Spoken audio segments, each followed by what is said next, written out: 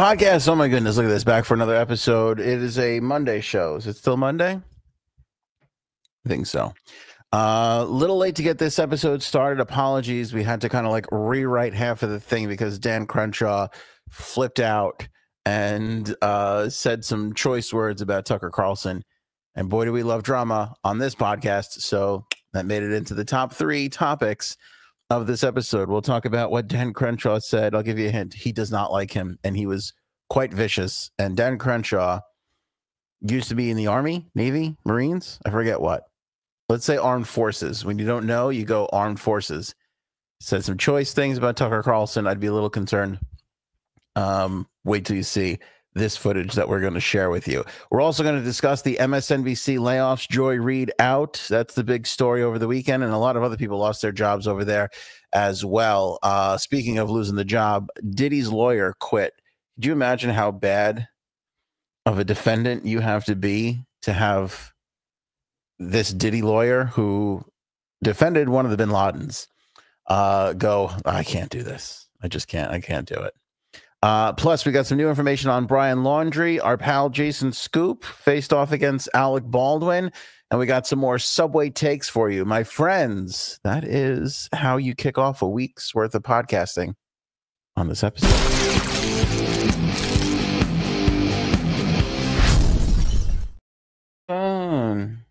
I'm coming. Yeah, just moments before we were about to start, like a half hour ago, I got the Dan Crenshaw audio and had to do everything we could do to get that cleared and ready to go. So definitely excited to share with you some drama there. What's up to everybody in the live chat? Oh my God, look at all these beautiful people. Look at all of the people. Nice to be here with you. We'll get some laughs in on this episode. We'll have some fun hanging out. Oh man, everybody's here. Good to see everybody. Diddy's lawyer. Let's start there. So Diddy's lawyer. This is a guy by the name of Anthony. First of all, you got to be a little suspect with the Anthonys. I got to tell you first, just right off the bat, like Anthony's, not all that trustworthy. Anthony Rico is his name. He filed a motion to withdraw as one of Diddy's defense lawyers. By the way, he's one of 6. So he can get off the case. His bid to step down won't be official until a judge signs off on it. He must cite a sufficient reason to be removed from the case. He said in the court filing, under no circumstance can I continue to effectively serve as counsel for Sean Combs. It is respectfully but regrettably requested that the court grant the relief requested. He didn't elaborate on anything else past that. But note that the decision came after speaking with Combs' lead counsel, Mark Agnifilo, Mark Ruffalo, who's, was great as Hulk and now Diddy's lawyer. So that's pretty good. You just have to have a close name for me to just tie it together. Poor Mark Ruffalo. He didn't deserve to be dragged into this, but because I can't read, he now is. The attorney suggested that the cause for this affidavit's brevity is because he didn't want to divulge any information protected by attorney-client privilege. But he told the judge there are sufficient reasons for asking to be let off the case. Rico assured the judge his resignation would not delay the trial, which is set to start on May 5th, Cinco de Mayo. And Combs will be continued represented by the other 5 attorneys of record. Of course, Diddy has pled not guilty to all the charges against him. Anthony Rico, by the way, not shy for representing huge piles of shit, for lack of a better term. He was part of the embassy bombing case in 1998. He was part of United States versus, I think, was there a Usama bin Laden? Because this article that I have here says Usama bin Laden. Is that a miss? Is there a Usama and an Osama? See right there? Usama bin Laden in 2001. I think that's supposed to be Osama. I don't know. Here's the thing. Whether you defended Osama or somebody related to Osama, still a piece of shit in my book. So doesn't really make too much of a difference.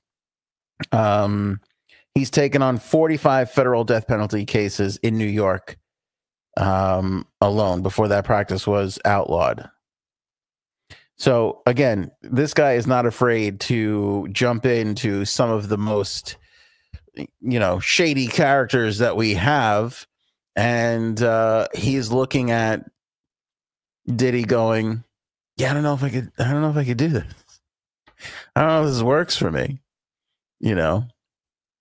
I really don't know if this whole thing is going to, be able to happen. I don't even know what this means. This really, I don't know if you saw me stutter there, but I got so caught off guard by this guy. I don't even know. I don't know what that means. I appreciate the attempt at humor there, Matt, but I'm lost. I might be missing something. Anyway, the point is, Anthony Rico, not a great guy, has defended all these weird clients in the past, looks at Diddy and goes, can't do it. I think that's pretty significant. Now, he can never say, no lawyer can ever come out and be like, hey, this guy is too, my guy's going to lose, so I'm out.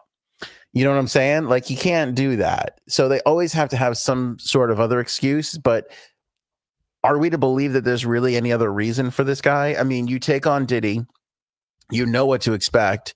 You know what you're getting yourself into. He's forever going to be associated with this, even though he didn't go through with it. In fact, probably even more so now that he didn't go through with it, and you clear your calendar. Like, it can't be another case. I don't know what it is other than, there's my guy right there. Don't forget, just throw the plug in there. Janine loved your comment, by the way. You know what I'm saying? He's a part of it. He's in it. You know what you have coming up.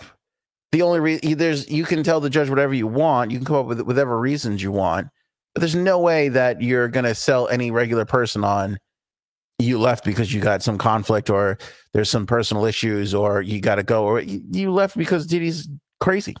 It's fucking a nightmare.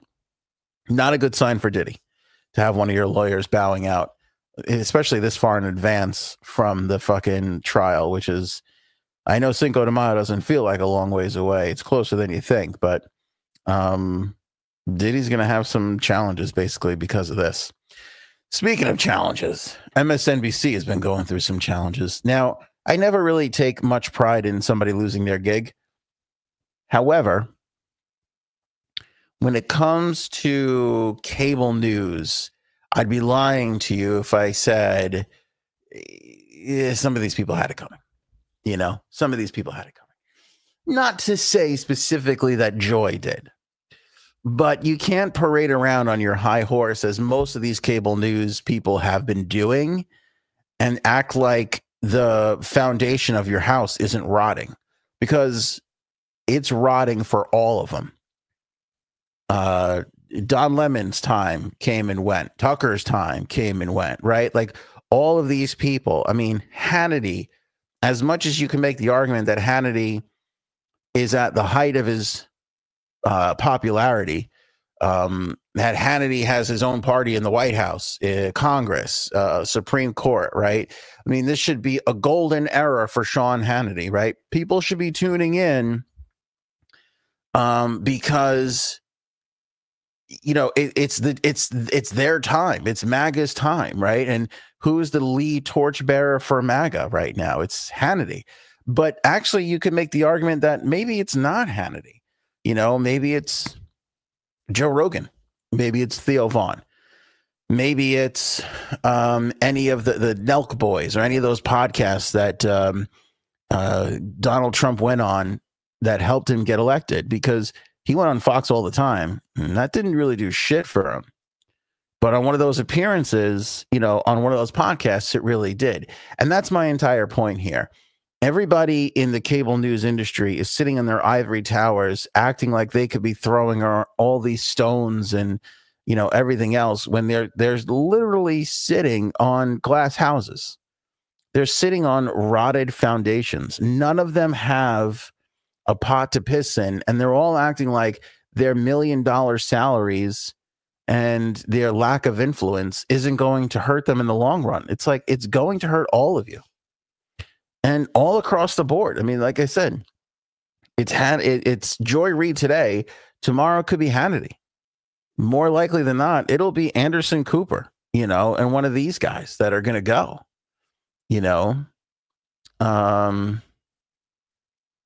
This is pretty funny. Will says, and this is the first thing I think we disagree on, because unlike you, I take a great deal of joy in people losing their jobs.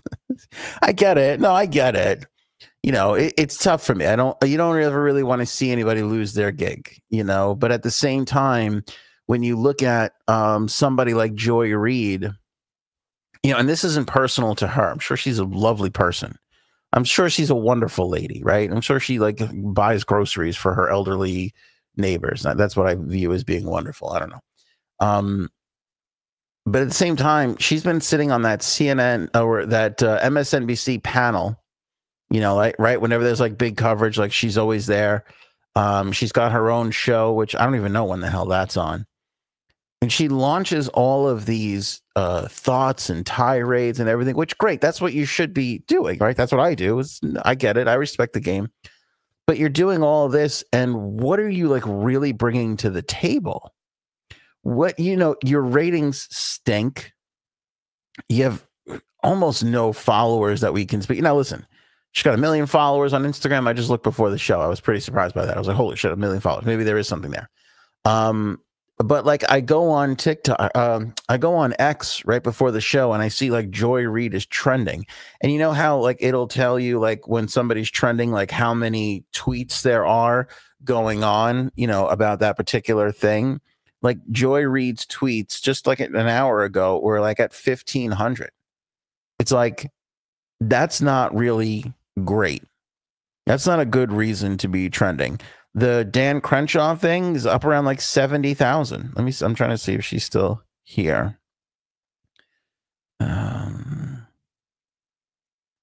Okay, there's two.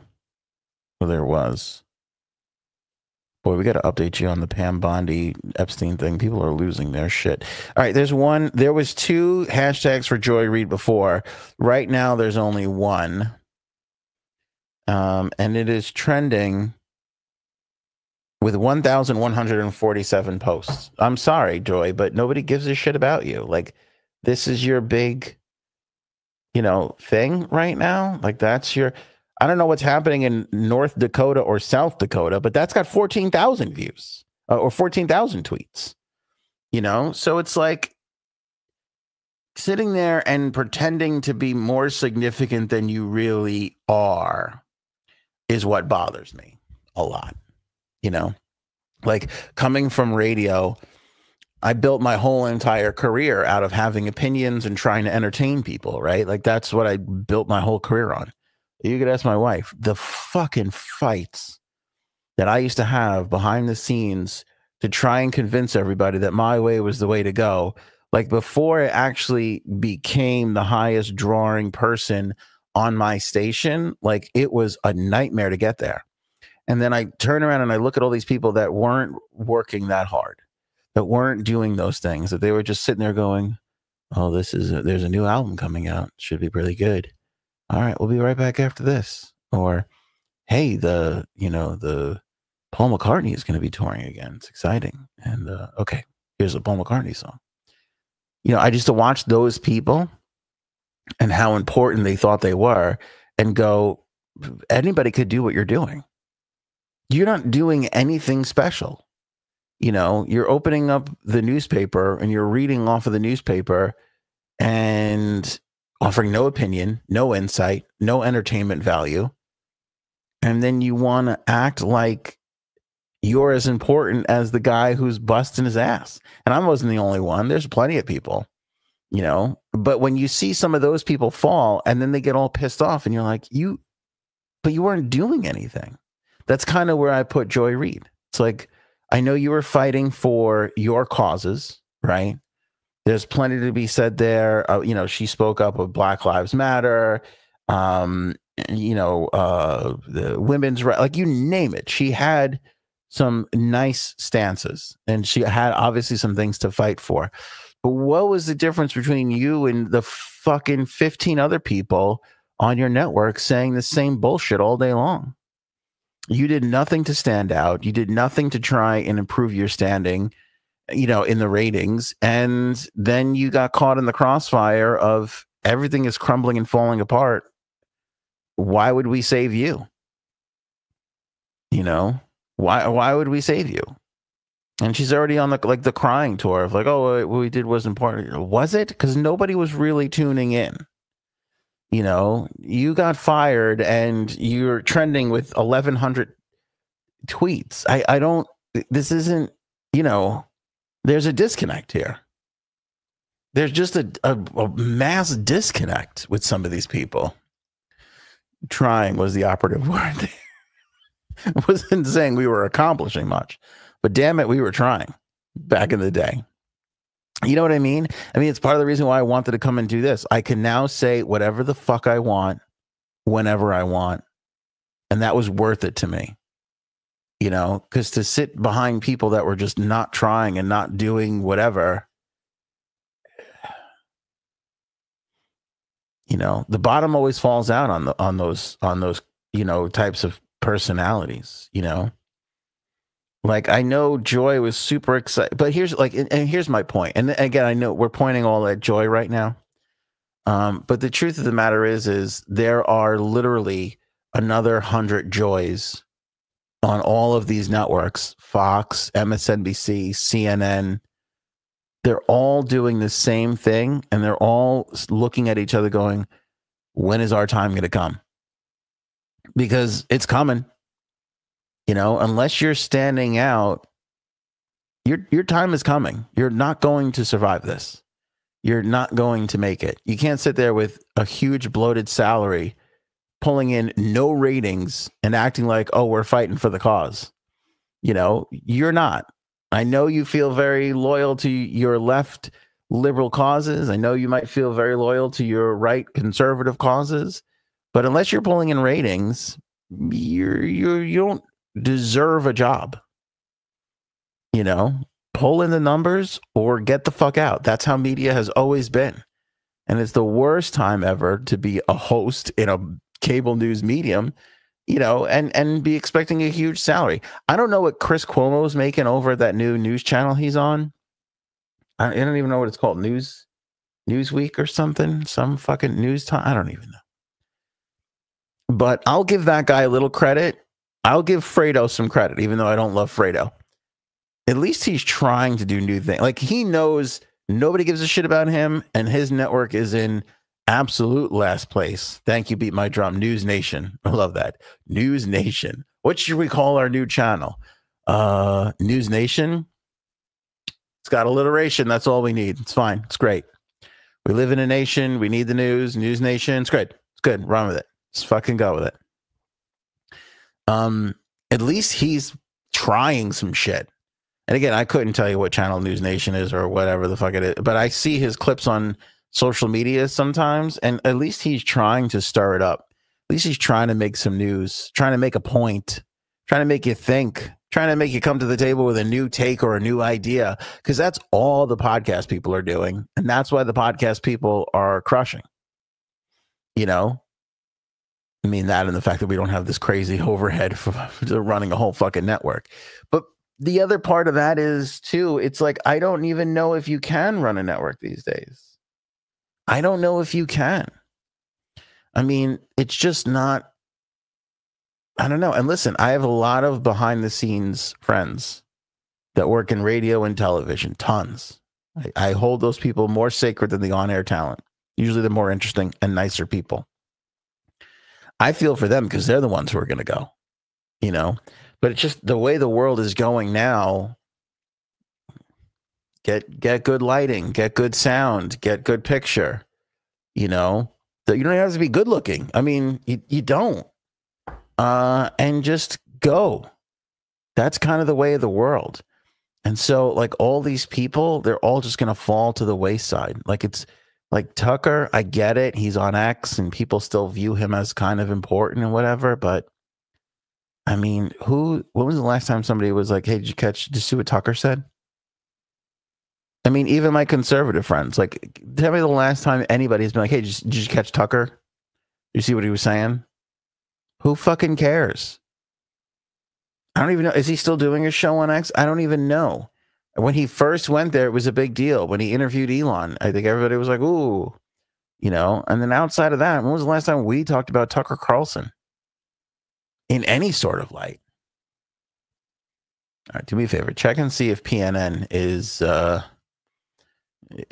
trademarked, because if it's not, I think we might have something here. Paul, I'm going to put you in charge. CEO. Robin, you're president of programming, because you decided to abbreviate Porn News Network to PNN.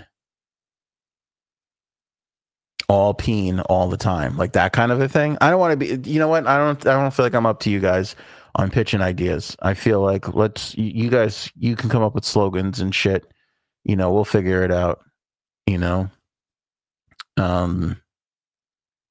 We'll go from there. But I feel like you guys got something there. You guys got something with this is PNN. Should we say this is PNN, or should we say this is peen? I don't know. News Nation was like the only media channel covering the Brian Laundrie murder case at length. That's interesting. Yeah, I didn't know that. They have to. Listen, OWN, News Nation. What's the other one? Newsmax. You got to do something to try and stand out in this landscape. It's almost impossible. But again, it bugs me when you look at these people and they're like, oh, what we're doing is important. It's like, is it? Because your ratings blow. You know who's been a sad fall for me? Thank you, Yoga Fish, for the 10. I appreciate that. Thank you for the commentary, quality insights. That was very nice of you. $10 comment from Yoga Fish. Appreciate that, Yoga. Thank you. Nice name, by the way. Yoga Fish. Remind me to talk to you about the new PNN network that Paul and Robin are starting. You know, I think somebody like yourself would be a valuable addition to the staff, or the Naked Goat Yoga News Network. That's a little harder. Naked Goat Yoga News. That's a little tougher to be a part of, but I'm going to get behind anything that Paul and Robin are starting together. I'm very, very excited about that. You know, what was I going to say? Oh, Don Lemon. I saw Don Lemon at the Grammys trying to chase down Kanye and ask him a question. Don Lemon has been reduced to, like, I guess he's still popular enough to get onto like red carpets and things. In the last couple of clips I saw of Don Lemon, he was literally just like surprising people with questions on the red carpet. And Kanye ignored Don Lemon's question, which I forget what it was, but I remember thinking that's not even a good question. And also thinking, you wouldn't talk to Kanye after all the shit he pulled when you were on CNN, and now you're on the red carpet begging him for an interview, so much so that he just totally snubbed you and you had no response or no retort. The Don Lemon fall has been a far fall. That's been a far fall. Like Tucker has fallen, but his little buddies and Trump even too has like kept him in the mix. Whereas Don Lemon, nobody wants to fucking help Don Lemon. Like nobody gives a shit about Don Lemon. And it's so sad to see him out there like hustling for red carpet interviews that mean nothing, asking questions that nobody gives a fucking shit about. Like I saw him, he's doing man on the street stuff too, where he's asking people like how are they voting and this and that, and people are just like, I don't know, leave me alone. Like I don't, like some of these guys don't get it. The game has changed. Nobody cares about your stupid, you know, network anchor got you questions. And they certainly don't give a shit on the red carpet or on, you know, on the streets, you know. And can't wait to get behind Paul. What a compliment there.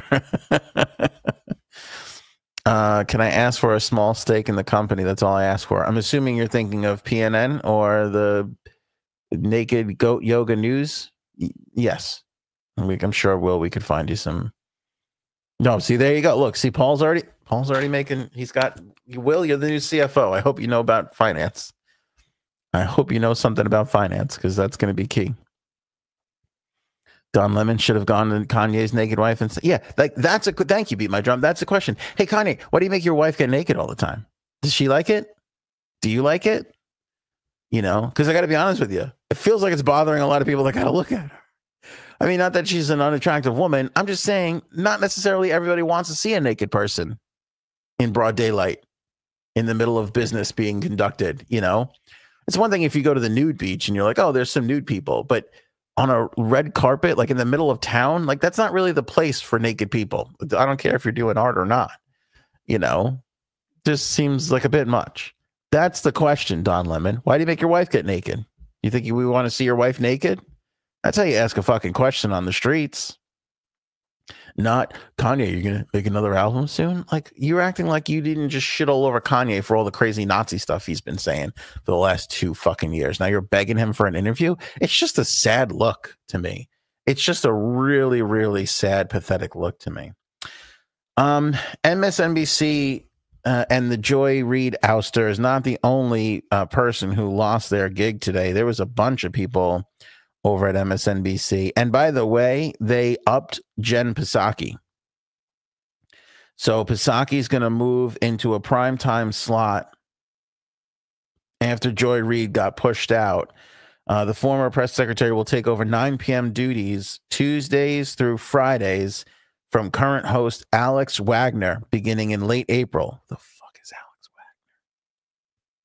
In the chat right now, can you, or comments, like, yes or no, have you heard of Alex Wagner before I said I don't even know if Alex Wagner is a dude or a girl. No idea. Have you ever heard of Alex Wagner? Please let me know. I will be amazed if there's a one yes in this in the comments. And I'm going to really question it if your name is also Wagner, because then I'm going to have to claim that you're related. Robin, you know who Alex Wagner is? Okay. Beat My Drum says, yes, girl, cute. All right, well, now I'm interested. Oh, my God, everybody knows who Alex Wagner is except for me. All right, Matt doesn't know who Alex Wagner is. Thanks, Matt. Okay, a lot of people know. Well, now I got to look up a picture of Alex Wagner. Let's see. Hold on a second. Let's go to the Google machine, damn it. We're going to find out right now, live on the air, on this podcast, who is hotter, Alex Wagner or Jen Psaki? And that is how we are going to pick who we like in this contest. Is this the right Alex Wagner?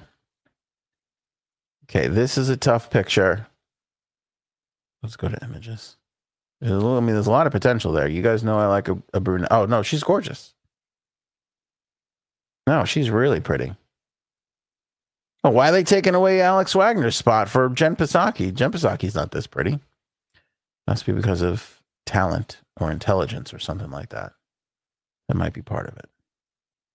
Who the fuck is this guy? Space for You podcast, Alex Wagner. You think his name is Alex Wagner? How shitty must he feel?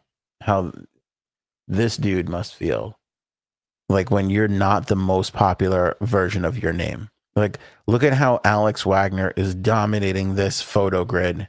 And then here's this one fucking nerd. Oh, he's got another one. Look at that. Is that the same guy? It's hard to tell. It's hard to tell. That must be really shitty. When this male Alex Wagner dies, even if anybody even cares to write a story about him, they're going to be like, it's not the anchor Alex. Relax, everybody. It's not the anchor Alex Wagner. And everybody's going to be like, oh, thank God, it's just that ugly, nerdy guy. Oh, thank God. I thought we lost the hot Alex Wagner chick. Let's see. Jen Psaki. Anybody put these two side by side? Alex Wagner's the hottest one. Sorry. Yeah, Jen Psaki. I like Jen Psaki. She's got some flair to her. She's got some bite. Press secretaries are always going to be good. I fear, though, they're putting too much on her. Not to say that she's not media savvy. She definitely is. I just don't know about Jen Psaki in the long term. You know? Oh, look at this. Will's going for Jen Psaki. Will's got a thing for redheads, I think. Does she have an OnlyFans? I think everybody does. And if they don't, they will in the future, including all of us. And you know, when your old pal Ann hits OnlyFans, that's when you know shit's going downhill. People are going to be like, OnlyFans stock is down, and we could only thing we can come up with is that Anthony on Air joined. Have one PNN host transitioning so the audience is along for their journey. Oh, that's a good feature. You guys are putting together some good programming. I like this idea. May also suggest on-air colonoscopies, because that worked for what's her name over at NBC. Remember? What's that woman? She used to be on with Matt Lauer. She had that colonoscopy on the air. Everybody was talking about that. That was just good times. Everybody had a good time there. Scarborough's time is limited. That's another one too. The Morning Joe people, they're on their way out. There's no way they fucking make it. 5 years from now, there's no way Morning Joe is still on the air. No fucking way. There's just no way. It's just not going to happen. All right. Well, that's Alex Wagner. Good for us. We figured that part out. Anyway, so I guess Alex Wagner, I don't know if she's losing her gig or whatever. They also got rid of weekend shows hosted by Eamon Moyeldin, Jonathan Capehart, Katie Fang, Phang, and Jose Diaz Ballard. Can I tell you something? It feels like they fired everybody who has a difficult name. Because not one of those names was easy to say. Eamon Moyeldin, Jonathan Capehart. Is it Capehart? Capehart? Capert? Katie Fang and Jose Diaz Ballard. Those three, Jose Diaz Ballard. That's that whole assassin thing, you know, John Wilkes Booth, all that shit. That you can't have three names. You can't have three names and do anything, and I think that I'm going to think that you're not an assassin of some sort.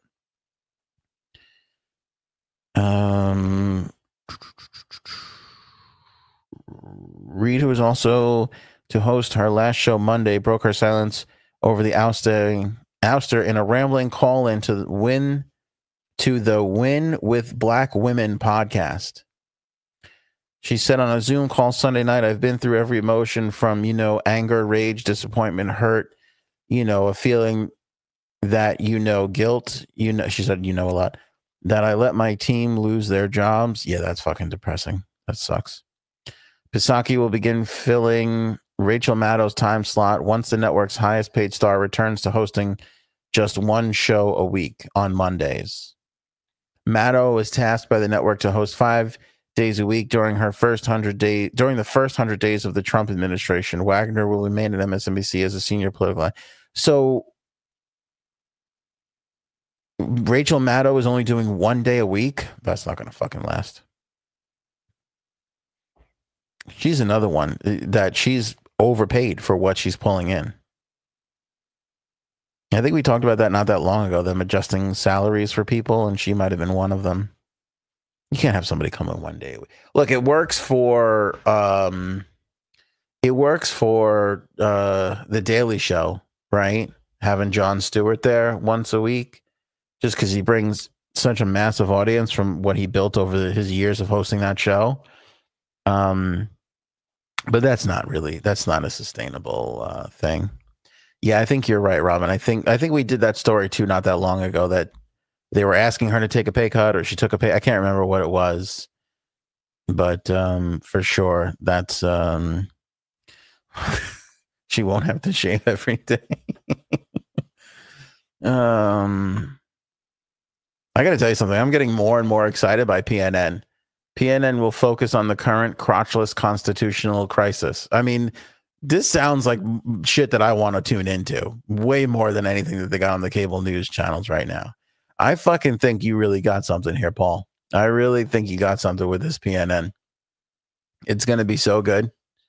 I'm so fucking excited about it.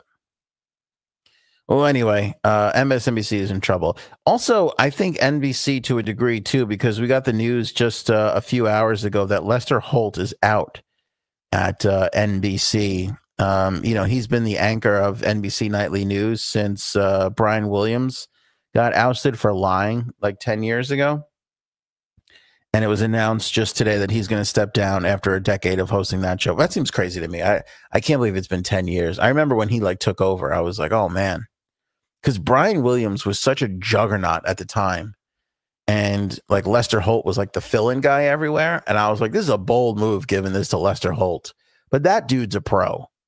That guy, he's got great fucking delivery. You know, he's an anchor. He stepped up into that position, and it really didn't take him that long to solidify him as the anchor for NBC. You know, handled all the tragedy stuff. Did the on, I forget what he was on the scene for. Maybe it was the Boston bombing or whatever. I just remember watching him a lot. Going, this guy's he's fucking Lester Holt has chops. Like he knows what he's doing, and now he's out.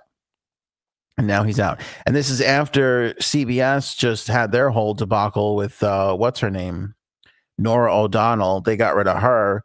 They fall into third place. CBS. Let me see here. Oh, that's CBS. NBC, the nightly news broadcast, pulls in around 6.7 million viewers. Norah O'Donnell was doing 4.5 million. You know who's crushing it right now is David Muir. ABC World News Tonight. He's the winner right now. 8.3 million viewers on average, according to the Nielsen ratings. That fucking David Muir, I'm telling you, because he's fucking cut as shit. That guy, they just keep telling David Muir, just go to the fucking gym, dude. That's all you got to do. Go to the fucking gym and make sure you got LASIK and you could read the screen. Then we're set. Then we'll paper clip whatever vest you're wearing, so that it's not too, we got to make sure everything that David Muir wears has got to be tight. It's got to be fucking tight. Do you remember during the LA fires? They gave him one of those like little like reflector vests, and somebody like clipped it to the back so that it could be tighter on him. How fucking egotistical do you have to be like, somebody give me a clip? Can somebody get me you can't really see my pecs in this shirt. Just, it's not really flattering. Just gonna clip that in the back, make sure it's really super tight. If you're thinking to yourself, Ant, you sound jealous. Yep. I wish I could put something on and be like, this should be tighter. Instead of how I put things on now, which is, how did this get so tight? What happened here? What made this didn't used to be this tight 2 weeks ago? What's going on here? Maybe it's the Oreos, asshole. PNN is just getting started. I like to say PNN is just getting off the ground. And then sometimes I like to just leave off the ground part. Maybe that's a slogan. I feel like I'm striking out with these slogans. Can we get Jenna Jameson to be a correspondent on PNN? It's not a bad idea. Paul, Robin, weigh in on that, please. Maddie is already seconding that. I think Jenna Jameson's got to be there. In that Lester Holt, Walter Cronkite role, you know, just the steady veteran, just there, just to be there to right the ship at times, you know. I think that's something that everybody's going to be interested in. All right, speaking of old crusty news people, Tucker Carlson. Dan Crenshaw was on, I don't know, some fucking show. Who the fuck can keep track of all this shit now? And the interview is over. And basically he gets up and he starts talking shit about Tucker, and it's all caught on camera, which is a pretty like big deal, because it's like, you know, you're a congressperson, you kind of know the deal, right? You know the deal. You know that the camera's always on, the mics are always on. And he got caught, Dan Crenshaw got caught saying, if I ever met Tucker Carlson, I'll fucking kill him. I'm not joking. That's pretty bold. That's pretty bold. You don't want to fuck around with. And by the way, the guy, you know, he served in our armed forces. So who wants to challenge that fucking guy? Who wants to hold on to that? You know what I mean? At Jack Unheard. I don't know if this is Jack Unheard's show. I'm not entirely sure. But you can see. Yeah, let me bring this up this way here. Boop, boop, boo, doo, doo, doo, doo, doo. Oh. There we go. On GBN, I don't know what that is. the Global Balls Network. I'm guessing. I think it's Global Balls Network. We should probably, let me just talk to the PNN people right now. We should probably trademark Global Balls Network, because you don't want somebody coming out of the gate usurping you from the porn news network. You know what I'm saying? We don't want to be out there running the porn news network, and then all of a sudden, here comes the Global Ball Network, Global Balls Network, and now all of a sudden they got a whole fresh new take, and they're starting to take our, you know, advertisers and ratings. We just got to be, we always want to be playing defense, is what I'm saying. Always want to be playing defense. Tucker has an annoying laugh. That's the fucking understatement of the goddamn millennium. He has the most annoying laugh. Never in my life have I wanted to fucking hit somebody in the face with a shovel more than Tucker Carlson when he is laughing at something that is clearly not that funny. You know what I'm saying? I mean, it's just, I fucking can't stand his face sometimes. All right, anyway, we're distracting. Here is Dan Crenshaw getting up from this interview, and they ask the interviewer, you'll hear him ask about Tucker Carlson, and then he lays that, I'll fucking kill that guy when I see him. I'm not joking. Take a listen. Have you ever met Tucker? We've talked a lot. If I ever meet him, I'll fucking kill him. He's the worst person. So it's kind of hard to hear, but he says, we've talked a lot. If I ever see him in person, I'll fucking kill him. I'm not joking. He's the worst person ever. Take a listen again. Have you ever met Tucker? We've talked a lot. If I ever meet him, I'll fucking kill him. He's the worst person. Thank you. He's the worst. Have you? Pretty bold. That's a pretty. Eesh. Now, again, I just said I'd love to hit Tucker in the face with a shovel just because of his stupid smirk he makes when he's laughing. Fucking terrible. But again, when Dan Crenshaw, who served in the armed forces, is like, if I ever see that guy, I'll fucking kill him. I'm not even joking. I'd be a little worried. If I was Tucker, I would be sending a text tonight. Be like, hey, buddy, can we talk? Is there something? Feel like I might have upset you. Just want to. You know when Billy Madison calls Steve Buscemi's character, and Buscemi like just crosses him off the revenge list? I feel like Tucker's got to take a long, hard look at that. I also would realistically suggest that maybe you don't reach out directly yourself. Maybe you go through a third party.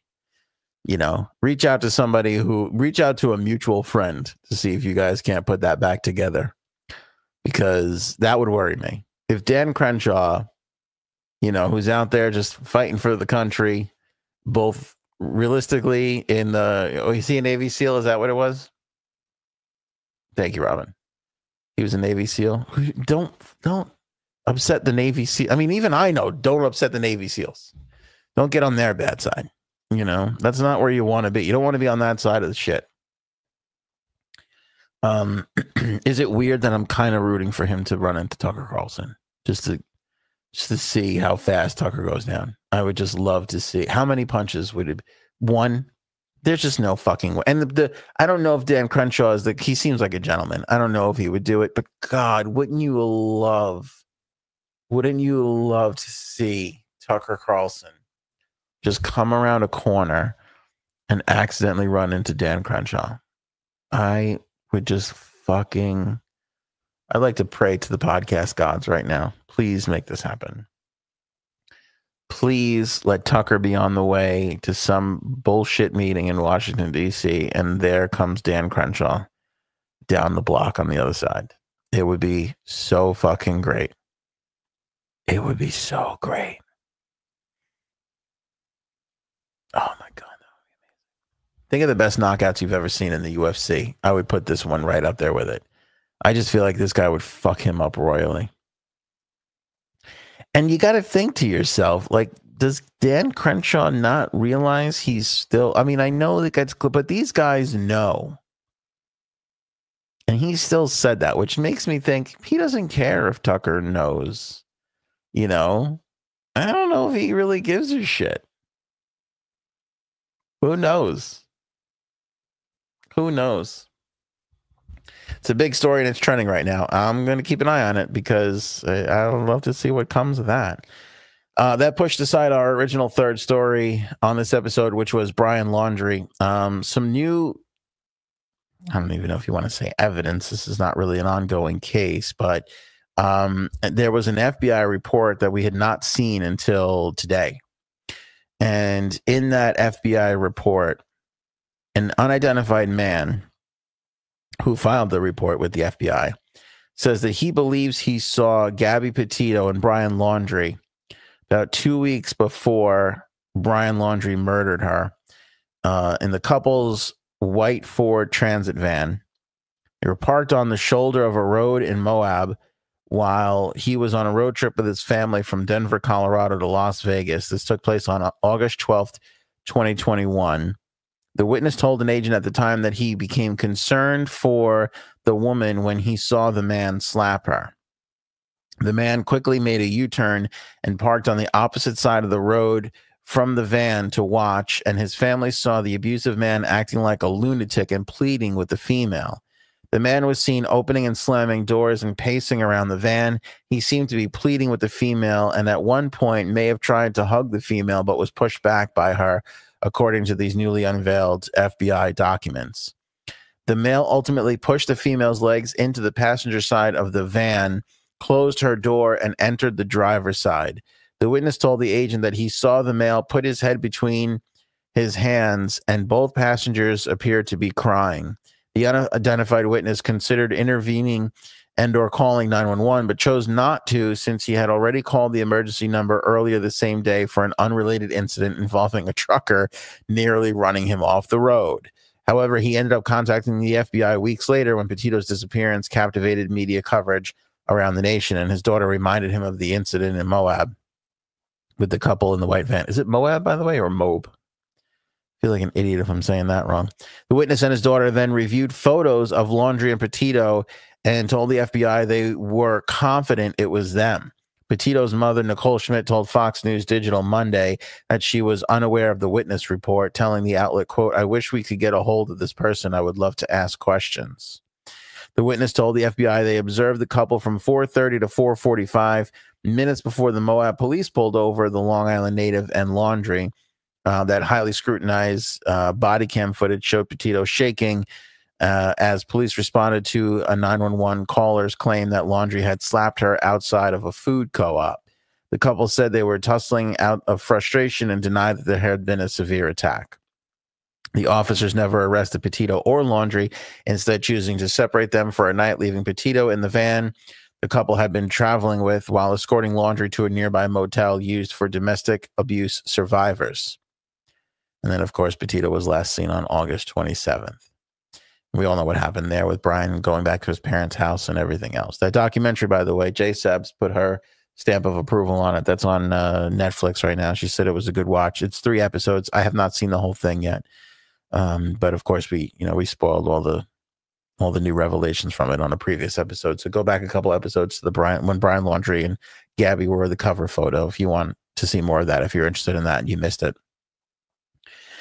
So, it's interesting because, the 911 caller who got the police over there that started this whole thing, that had all the footage that really, again, started the national craze when she went missing, came at a time where this person also filed a report, and had seen the same thing. So whatever they were going through was quite apparent. And we talked about this too, that there had been footage and him freaking out at the food place and all this kind of stuff. So clearly, this was a wildly toxic relationship between these two, and they should not have been allowed to be together.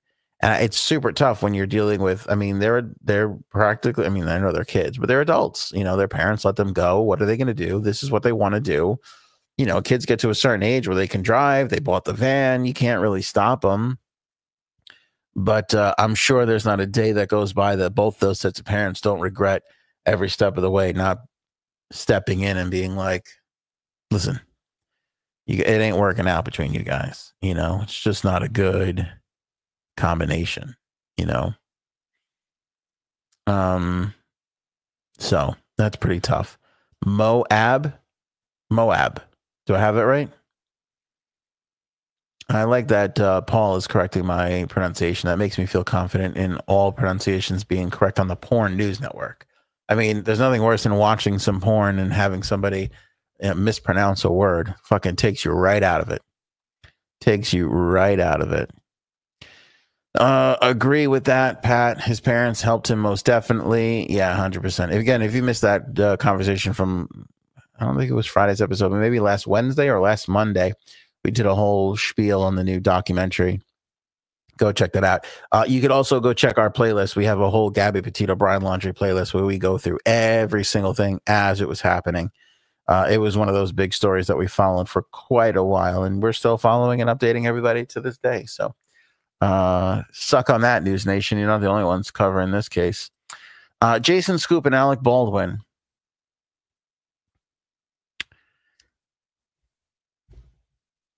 Years ago, I did some work with Alec Baldwin, radio stuff. It was for a documentary, but we worked in the radio studio together.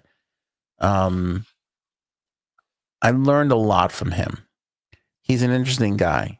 We've run into each other a couple of times. I'm not claiming to know Alec Baldwin. The reason why I'm telling you this is because he's got a little bit of a sweet spot, you know, in my heart. I just think the guy, he's an interesting guy, and he's done a lot. Jason Scoop is a comic that I discovered on TikTok, and he does this Trump impression, which is really great, with this wig that he wears, which is really awful, but it makes like the whole thing. I've been following Jason for a really long time. I'm a big fan of Jason Scoop. In fact, when we started this podcast, Alec, it's your favorite. We weren't going to have any guests, right? That was like going to be our policy. It was going to be no guests. And then I was like, you know what? Maybe we'll talk to regular people, interesting people, or people we could put on, you know, give a bit of a platform to, whatever.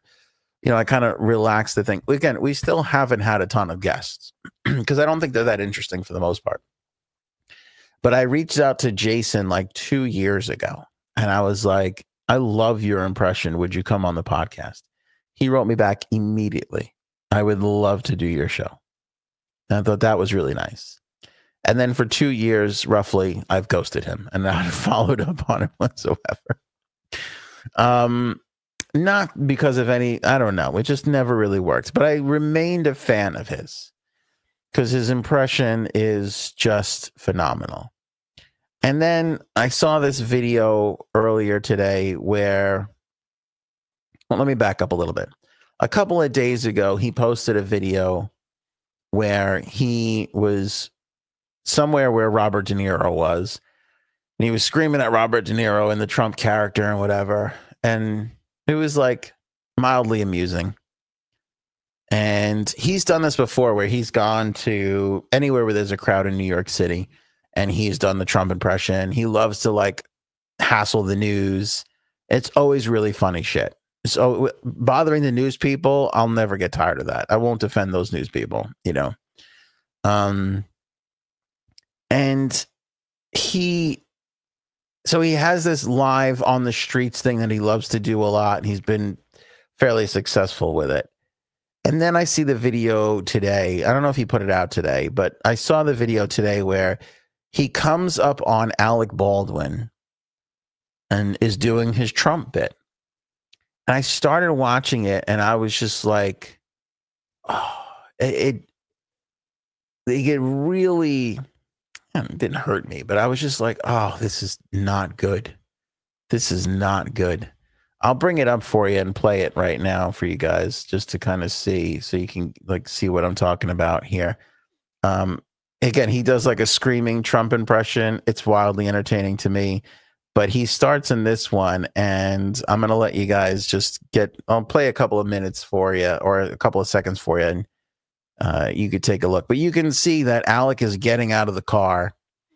Clearly, he's got a suitcase there. He's probably coming back from a trip from somewhere. I don't know where the fuck he was. Screen Actors Guild. I don't know what the fuck. And Jason, you could see he's in the Trump thing there. He runs right up to him and starts in on him. Alec, it's your favorite president. Look, Alec, I will offer you a total pardon because I want to be friends, right? I want to be friends. I will give you a total pardon for murdering that woman if you kiss the ring. Kiss the ring, Alec. Kiss the big, beautiful ring. Come on, Alec. Come on. Look at Alec Baldwin, right? He did that impersonation of me. It was not too hot, not too good. But look, we're back in office. You lost. Kamala lost. She's somewhere getting intoxicated. Look at that suitcase. Unbelievable. Now, the impression is funny. Like even now it makes me laugh. The heartbreaking thing, and again, the reason why I told you that I've done some stuff with Alec Baldwin and I run into him a bunch of times, that I have a little bit of a sweet spot for him, is because I want you guys to call me out on this if it's total bullshit. But bringing up the fact that that poor woman died,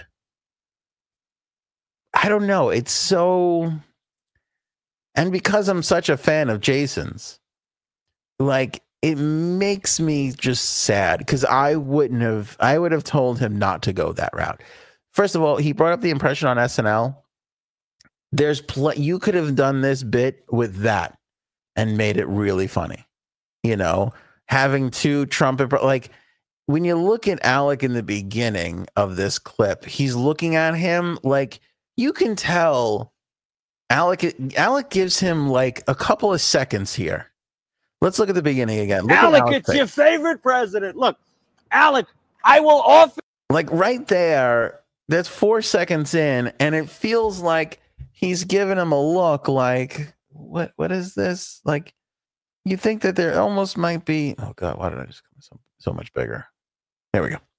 You get the feeling like it must, like, oh, what's going on? Like, he could even, I could see Baldwin jumping in and playing along a little bit. He might want to have a little fun on a Monday night, Sunday night, whatever this is. He's like looking at him, like, and clearly there's a camera person there, right? All that kind of shit.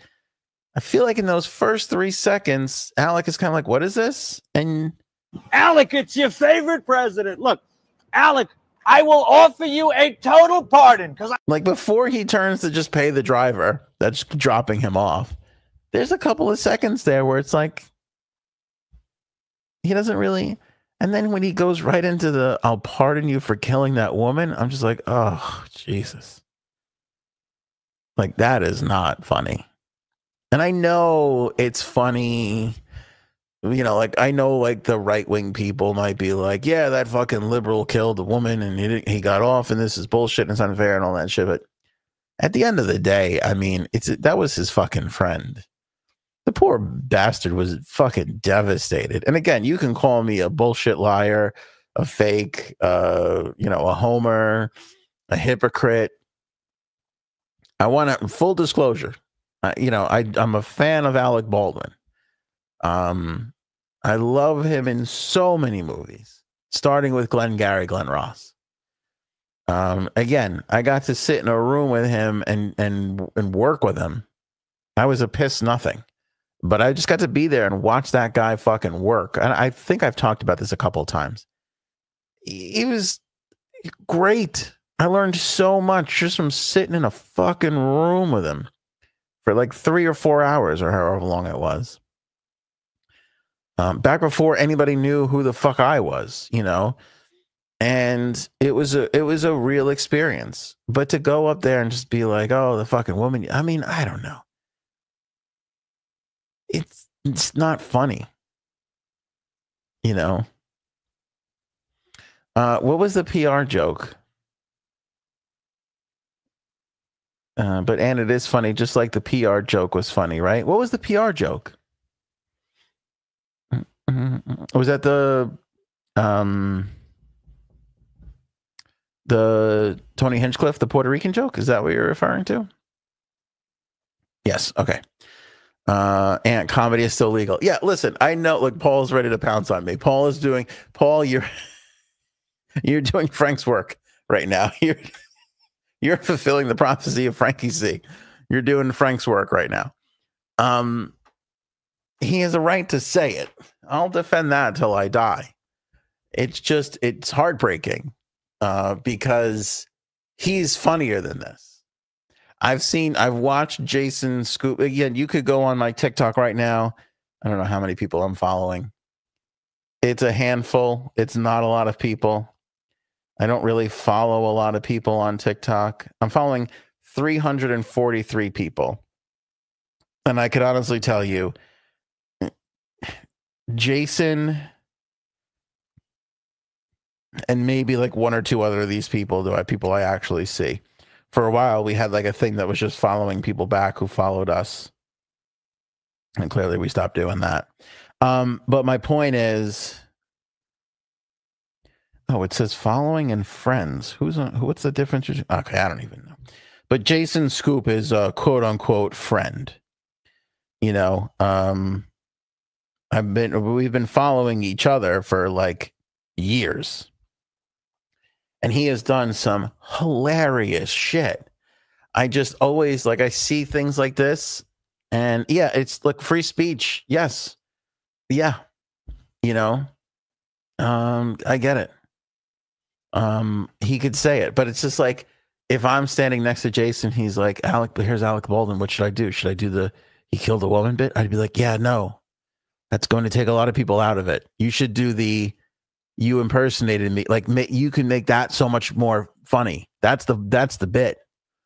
Like, oh, he thought he could impersonate me, but now look at him. You know, he's carrying his own bags up to his apartment. Like, you could do so much more shit with the impersonation. You don't have to devastate Jason's a stand-up comic and he's new at it. You know, listen, I love that kid. Again, he's working it. You know, for the 2-3 years we've been following each other, I've seen him do stand-up. I've seen him do the impressions. He doesn't just do Trump. He does a lot of impressions. He's a hugely talented guy. And I love him for it. But if he said, oh, I'm going to do this to Alec Baldwin, what do you think, Ant? I'd have been like, yeah, no, maybe just, you know, believe it or not, you can get more laughs by putting him over instead of just burying him in the ground, you know? And I think that's the problem with social media these days. He's going to get a bigger reaction for this, and you can see it already. Like, this video has exploded. And I'm sure all the right-wing people are like, yeah, fuck that liberal, you know, go after him. But that's not funny. And that's your business. You know, that's Jason Scoop's business. I get it. You got to go to weird places sometimes. You got to get the controversy going sometimes. I think Jason will be fine after this. It's just, I wouldn't have done that. You know, you look at Matthew Friend. He's another one of these impersonators, and he's kind of been doing this too lately, where he's just, I think some of them are arranged ahead of time, and some of them, I think he was literally just like running up to people and doing impersonations of them and to them. And he's such a friendly guy, and all his impersonations are flattering. Like, you're making fun of somebody. The material has got to be flattering in order for it to work. You can't just be like, hey, remember when you killed that woman? It's just not funny. You know what I mean? Like, it's just not funny. And listen, comics try shit all the time. Jason's got a right to do this. I get he was trying. The difference between laugh out loud hilarious and, oh my God, this is embarrassing, that line is razor thin. You know what I mean? And he's on the wrong side of it this time around. He'll rebound. He'll be just fine.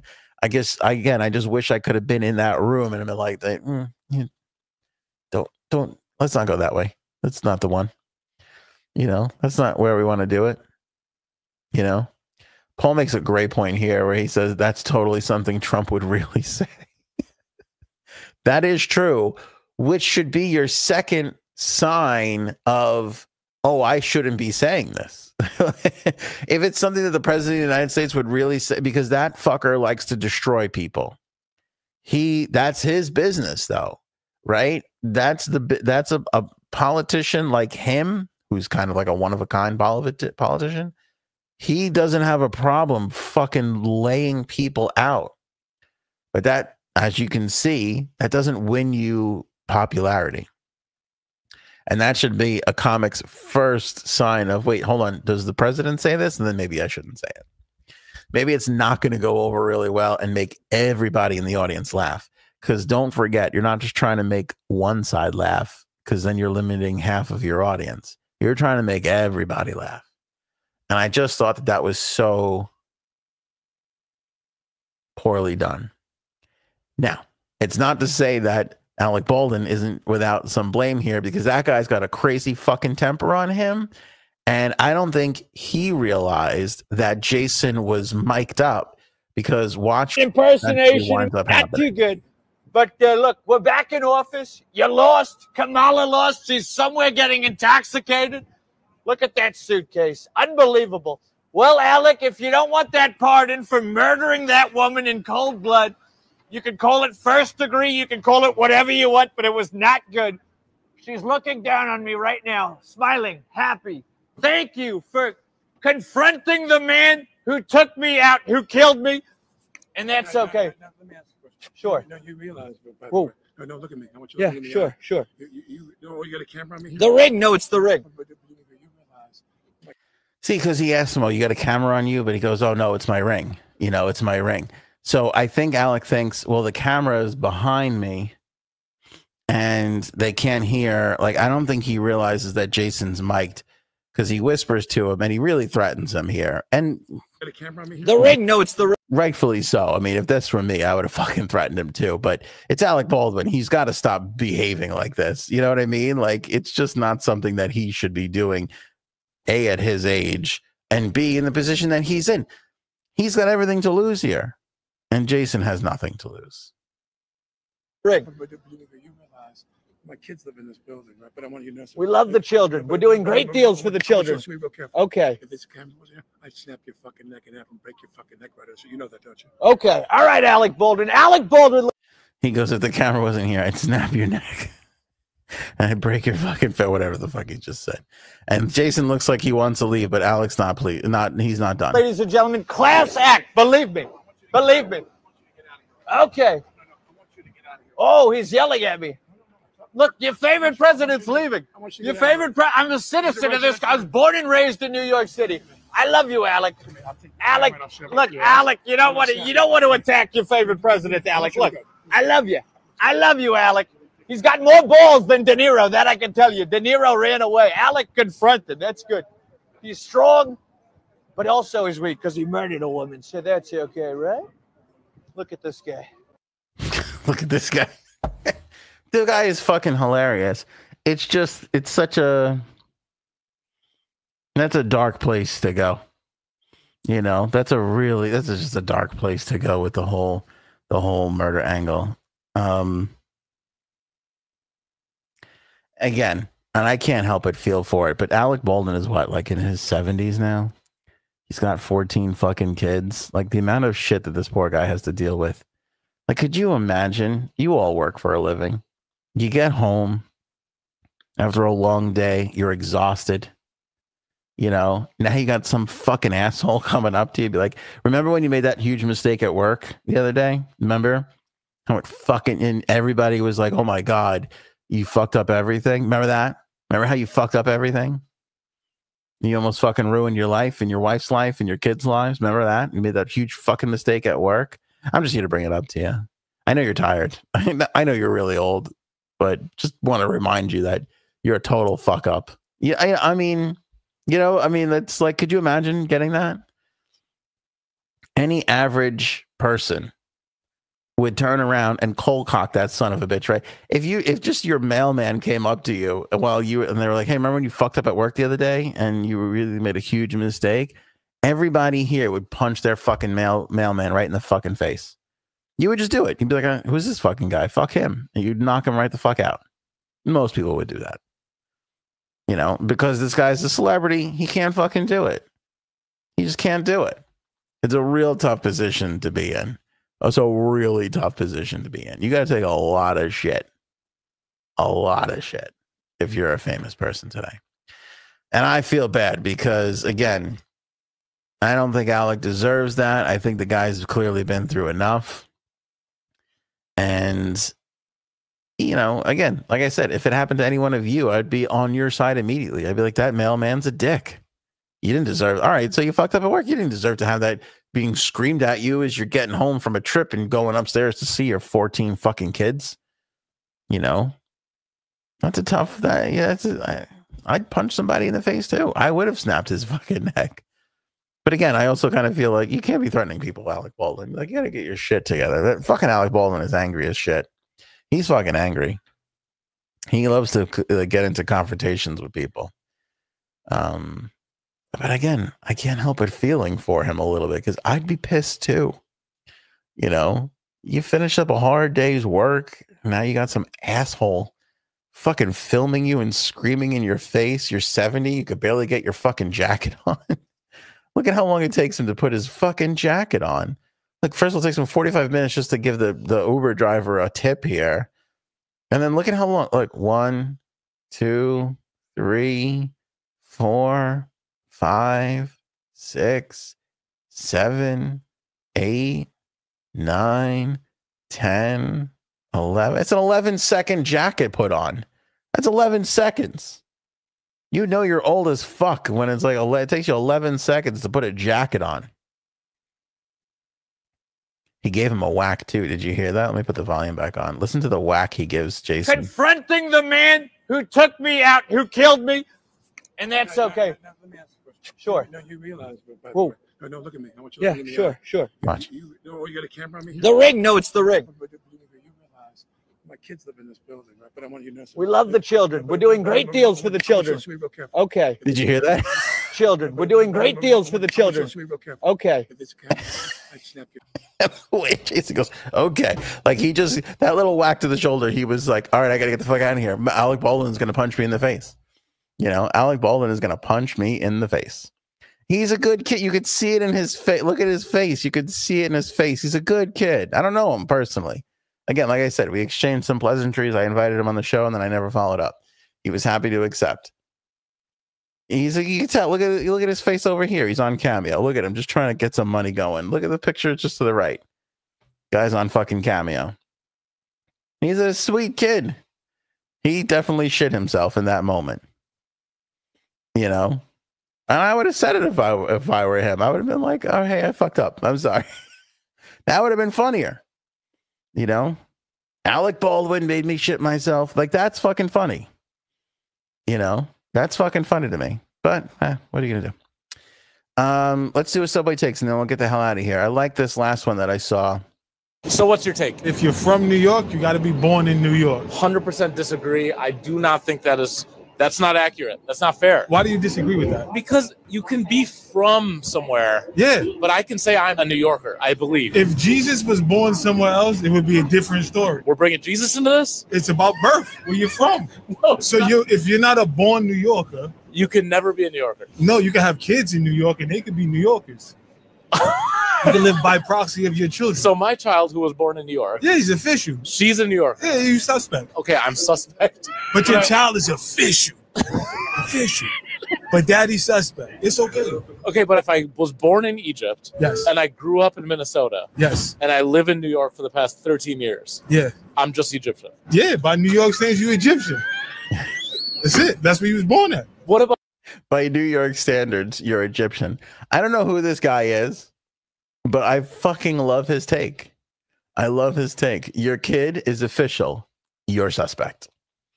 If I was born in Egypt, if I was raised in Minnesota, but I live in New York for the last 13 years, I'm not a New Yorker? Correct. That's correct. Do you agree with this? Because I feel like this guy's got a point. You know, like he brought up Jesus. It's fucking Jesus of Nazareth, right? It's where he was born. You know, like it's not. I'm in full agreement with this. You could have been born somewhere, lived somewhere else, or even if you were born somewhere else and you were raised in New York for like 30 years, I still don't know if that makes you a New Yorker. And I'll tell you why he probably has this feeling, because everybody who lives in New York or who moves to New York and lives there for like 1 year is like, oh, I'm a New Yorker. And it's like, no, you're not. No, you're not. Like, I live out by the Hamptons now, right? I tell people I live in the Hamptons, but I tell them I'm from the city. That's where I'm from. You know, because the people out here look at me and they go, why do you talk like that? And I'm like, well, because I grew up with indoor plumbing. I just, you know, I know we didn't have yards. We had concrete. Okay. We had one fucking tree on the goddamn street. That's it. You know, exactly. I'm bridge and tunnel trash. Like that's, you know, that's where we are. But if you ask most bridge and tunnel trash, they will tell you we're more New Yorkers than the people who live in Manhattan. Manhattan people aren't New Yorkers. The Queens, Brooklyn, Bronx people are New Yorkers. Staten Island was omitted from this intentionally. Okay. That's practically fucking Jersey. We all ignore it. Whether you're from Manhattan or Queens, we ignore the Staten Island people. We can all agree on that. But the point is that only people who are born in an area are really from that area.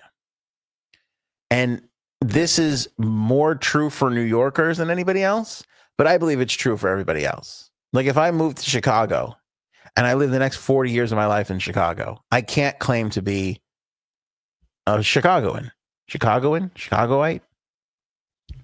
I just can't claim to be from Chicago. Just doesn't matter. I'm a New Yorker. That will never, ever, ever change. What about attitude styles? You have the same attitude you had at the hospital. No, I don't. Look, you're crying again. It's the same reaction out of the hospital. You're born in Egypt. You're Egyptian. That's it. That's it. That is so crazy. That's official. I mean, it makes sense. The people that are born here are the people in your dreams. When you're from Minnesota and you're dreaming about coming to New York, we're the little people that you can't see in your dreams, but we're on Spring Street already. It's not exciting.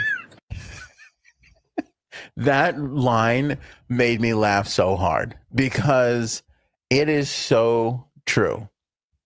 When people are dreaming about coming to New York and they're fantasizing about it and they're talking about like, they're just like, you know, and those ancillary people, those blurry people, like they see themselves in the dream and there's some blurry people around them. And he's like, we're the blurry, we're already been on Spring Street. It ain't interesting to us, you know, which is so fucking true because I can't tell you how many videos I see of people and they're like, oh, I'm on Spring Street or I'm on Mott Street. Here I am down in the West Village. Here I am at Alphabet City. So fucking great. Nobody from New York fucking acts like that. Never. We've never really just like looked around and been like, oh my God, isn't this great? Isn't 42nd Street great? No, never. It has never happened. When I was working for CBS FM and I was working in Times Square, I maybe had 1 minute where I was like, huh, I'm working in the center of the universe right now. It's kind of crazy. But we don't act like that all the time. And when I tell you it was 15 seconds at the most, I was just like, this is fucking crazy. Like I remember when I went for my interview there, I take the elevator up 1515 Broadway, where Total Request Live was, all this historic stuff. It's the MTV building. I took the elevator up and I go and interview with my future boss. And just behind, like in her window, I see she's sitting in front of me. And just to the right of her, over her left shoulder, my right, I'm looking at her, is the Chrysler building. And that was one of the few times where I was like, oh, fuck. This is like serious. This is like big time. Like, this is it. You know, and as a native New Yorker, somebody born here, you know, to even be in the radio station that we all grew up listening to was like fucking crazy. So I did have that moment for a second, but the way non-New Yorkers are just so romantic about everything that has to do with New York is just like disgusting to the rest of us. It just really is. And like, this is so evident. Thank you, beat my drum. This is so evident in like, oh, here we go. Yeah. See, as a native New Yorker, I agree 100%. Here's my parallel story. I lived in Spain for 30 years and Spain is my adopted country, but I will never be a Spaniard. It's true. That is true. That is absolutely true. Yeah. It's just the way it is. You know, that is just the way it is. I forgot what I was going to say now. Because I was reading Bruce Wayne, because I was like, oh my God, Bruce Wayne is here. Bruce Wayne says, Eileen right, but that was not funny. Totally uncalled for. Yeah, see, that's going back to the Jason Scoop thing. I forgot what I was saying about New York now. Oh, that was it. Here's what drives me fucking crazy. This is the quickest way to tell you have a non-New Yorker, by the way. This is what they're doing now. They go like this.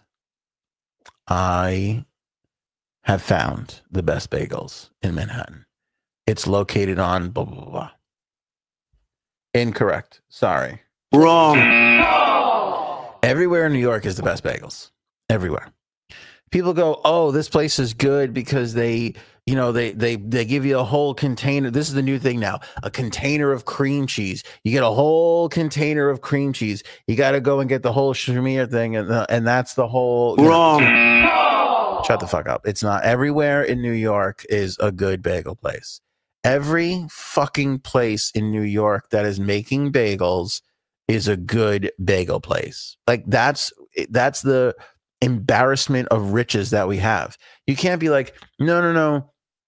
The place on 42nd isn't as good as the place on 59th. Listen, you can have your favorites, but they all go, here's the place that you have to come try when you visit New York City. No. Wrong. Any place will be fine. Any place you go to. Now, you can't go to like Dunkin' Donuts and get a fucking that doesn't count. I'm talking about an independent bagel shop in New York City. You throw a dart and whichever one it lands closest to, go to. You will be pleased. Because if you're from Minnesota or some fucking Kentucky place, it's going to be the greatest bagel you've ever had. Our New York's shittiest bagel place is 1,000,000 times better than the best bagel place in any other location. Period. End of sentence. That is it. Those are facts. That's it. The worst bagel place we have is 1,000,000 times better than the best bagel place in your area if you don't live in the New York, New Jersey area. Like Long Island, New Jersey, it doesn't make a difference. All those, I've been to the Jersey Shore. I'm out here in the Hamptons, in New York City, in Queens. Every fucking bagel place is amazing because they're fresh made bagels from people that make thousands of bagels a day. Every goddamn day of the week, every week of the year, every year of the decade. You know what I'm saying? They're just fucking, you go into some of these bagel stores, you pick any employee. Oh, how long has John been here for? Oh, 43 years. Yeah, John's been making bagels for 43 years. Who's that next to him? Sally? Sally's been making bagels for 44 years. Sally hired John. All they do is make bagels. That's all they do is make bagels. They come here and they just fucking make bagels. That's it. These people are crazy. They're batshit crazy. All they wanted to do is get up early at 2 o'clock in the morning and make fucking bagels. You're not going to have that anywhere else. So these people that are on social media now that are like, this is the greatest bagel place. No, it's not. No, it is not. Every place in Manhattan is a great bagel place. And the difference between the greatest bagel place and the not so greatest bagel place is like a hair difference. They're all basically the same. Now, pizza is a little bit of a different story. Pizza, there's some separation there because there are some shitty pizza places in New York City. Pizza is a different story. You're dealing with a lot of ingredients, a lot of process. Yeah, there's a different thing there. But bagels, for the most part, you're going to get a fucking outstanding bagel no matter where you are in Manhattan. People are acting like, I found the bagel place for you when you come and visit. You got to get. No. Because if you're coming to visit, here's what a native New Yorker will tell you that nobody else will. If you're staying down in the Village, there's no reason to go anywhere else but the Village. When you go to New York, you really don't have to go past a 7-block radius from where your hotel is to have the greatest food on the planet. You could go up to, Times Square. You can go to the shows on Broadway, go up to Central Park, go see the sights. I'm not saying you can't, but to go from downtown Manhattan all the way to like uptown for a bagel, you're an idiot. And if you're telling people that, you're an even bigger idiot because you can just literally walk outside of any hotel in Manhattan and there's going to be an outstanding bagel place right there. That's going to be just fine. And only people who are born in New York and are native New Yorkers know that to be true. Thank you very much. That is my opus. I hope you've enjoyed it. Oh yeah, this is true. You know who's not native New Yorkers? Anyone on the subway whose sneakers are white and perfectly white and clean. That is offensive. Yes, that is very true. These perfectly clean sneaker people, they're from like LA. You cannot walk outside of New York and have a perfectly clean sneaker. It's fucking impossible. It is impossible. Especially when you're walking up half the island just to get a fucking bagel. Then it's never really happening. All right, fun show. Good Monday show. We covered lots of ground. Poor Jason Scoop. I hope his shoulder is okay. I wonder if he's going to wind up suing Alec Baldwin to get some more press out of that. He's certainly getting some press. I saw it. A lot of people are writing about that that TikTok video. It's got a lot of views right now. So we'll keep following it. The NBC layoffs, whatever happens with Diddy's defense attorneys, and of course, Laundrie and Petito. We always got our eye on those stories and more. Come back and catch us on Wednesday night. We'll have another podcast for you here, fresh out of the bagel oven. Until then, enjoy your Taco Tuesday. Meat potato salad. See you guys in a couple days. Maybe we should go now. Go ahead.